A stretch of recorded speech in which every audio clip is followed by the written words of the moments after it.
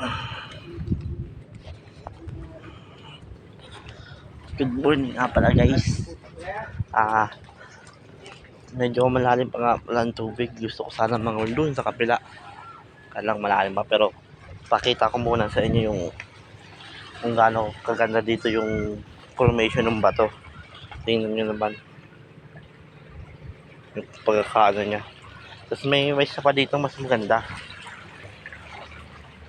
Gawa lang siya sa alon pero para siyang hiniwa-hiwa. Lakad-lakada muna natin. Uy! Tumba pa. Malalim pa, dun sana maganda oh. Dun sa may, dun na yun. Oops. Kasi guys oh. Box na parang hiniwa-hiwa. Astig. Kung makikita nyo. Astig, di ba?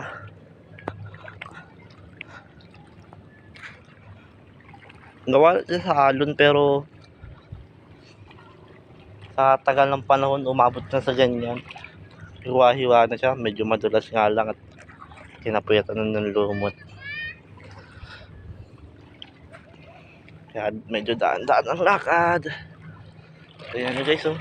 Ang ganda niya sa dulo. Kaya lang medyo iba na ang formation nun.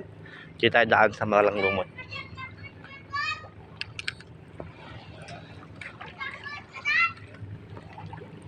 Opo.